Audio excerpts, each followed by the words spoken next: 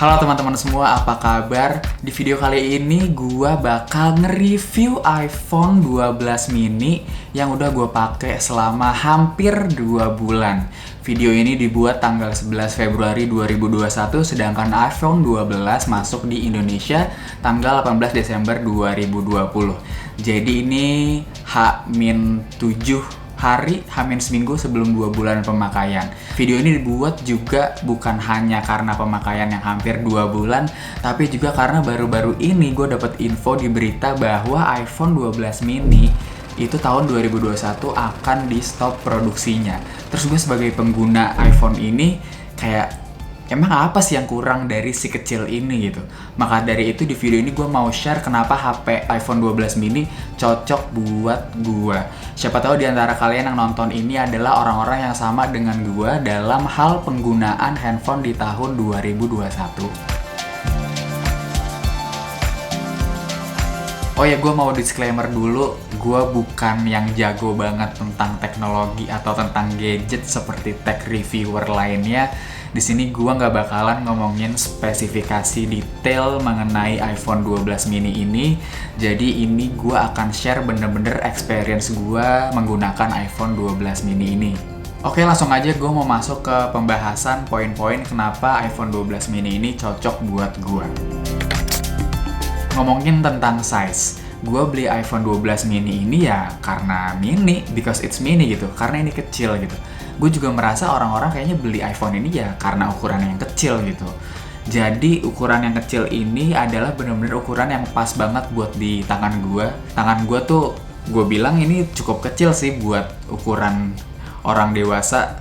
Gue umur 25 by the way. Jadi buat megang iPhone 12 mini tuh enak banget, bener-bener digenggam buat satu tangan itu pas. Tuh, bahkan jari gue tuh bisa nempel. Ini jadi enak buat dibawa kemana-mana, pas banget buat masuk ke kantong, pas banget buat taruh di tas kecil. Bahkan ini udah pernah gue bawa traveling ke Jogja. Itu gue ke pantai gitu, yang bener-bener pantainya itu nggak bisa buat diberenangin, jadi karang-karang gitu. Dan gue dengan pedenya, dengan enjoynya gue megang HP ini ke pantai gitu, ke laut, kena ombak-ombak. And it's fine, ini bener-bener gripnya tuh pas banget di tangan gue gitu. Kayak bener-bener satu tangan tuh cukup. Gua ngambil foto, gua ngambil video pakai HP ini cukup banget karena ukurannya yang kecil. Enak banget pokoknya. Terus juga apakah ukurannya kecil gua ngetiknya nggak enak? Justru ini ya bener-bener pas banget buat gue, bener-bener cocok. Bahkan gue buat ngetik satu tangan aja tuh enjoy, nyaman, apalagi dua tangan gitu kan. Jadi satu tangan tuh udah enak banget kemana-mana gitu megang HP. Kalau dulu HP gue itu 7 Plus, jadi gede. Itu gue kemana-mana kayak harus megang dua tangan gini. Tuh. Sekarang gue cukup satu tangan itu udah nyaman. Buat ukurannya yang kecil juga ini bukan berarti layarnya tergolong kecil sih buat gue. Justru ini ya memang lebih kecil dibanding yang lain, tapi ini pas berkat bezelnya yang tipis gitu kan iPhone 12 mini ini.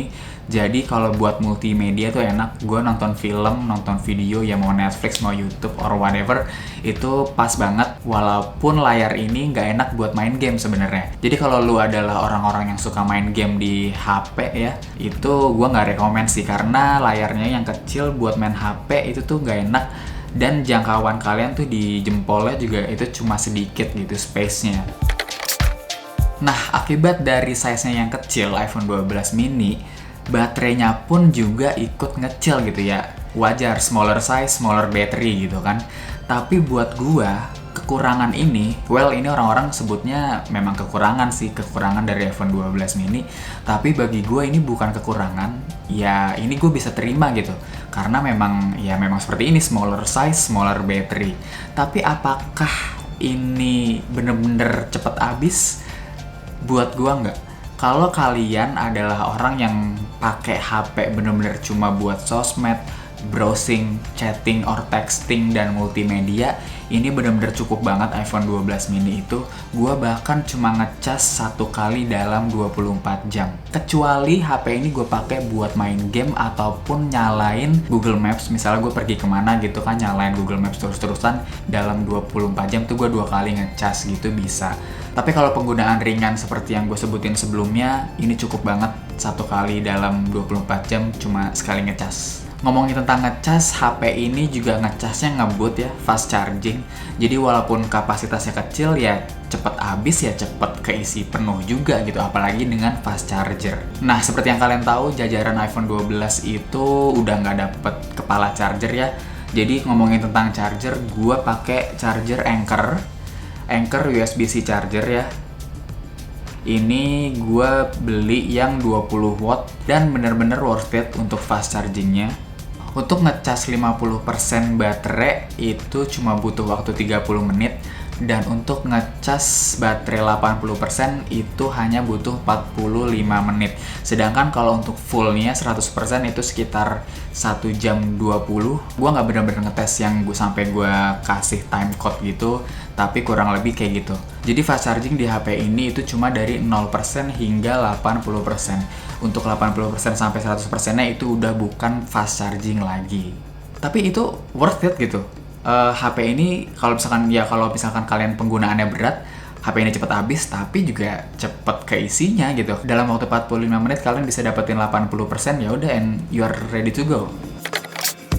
Nah, sekarang kan kita udah masuk di era yang lebih banyak waktu di rumah ya. Jadi HP ini kalau lagi di rumah tuh gue bener-bener jarang banget dipakai, karena kalau udah di rumah itu gue pasti pakainya desktop gitu, PC ataupun laptop. Pokoknya dari mulai kerja sampai entertaining itu semua gue lakukan di desktop.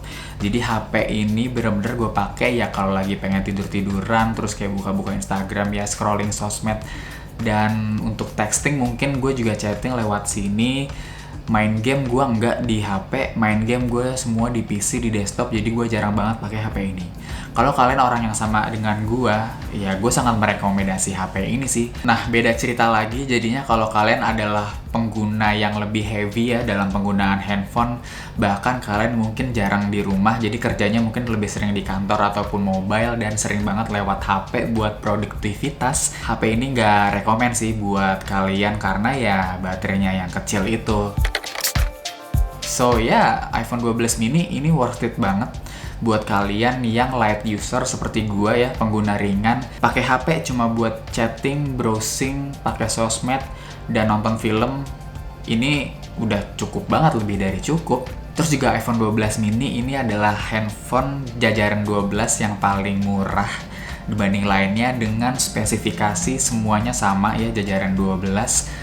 Ya obviously beda di baterai, di size, sama ukuran layar. Ukuran layar loh ya, bukan spek atau teknologi dari layarnya. Semuanya sama jajaran 12 lainnya. Kan kalau yang 11 Hz itu ada beda, soalnya yang 11 Pro sama 11 reguler itu beda di teknologi displaynya gitu. Untuk selengkapnya kalian bisa cek comparison-nya, itu resmi di web Apple, itu ada. Oke, sekian video review iPhone 12 mini yang hampir 2 bulan ini. Semoga video ini membantu buat kalian yang mau beli iPhone 12 mini, atau kalian mungkin mau jual lagi terus ya ragu gitu. iPhone ini kalau kalian adalah pengguna ringan seperti gue, ini cocok banget. Jadi jangan dijual, ataupun ini beli ya yang ini dibanding yang regular atau pro. Kalau kalian user light ya, light user, pengguna ringan seperti gue.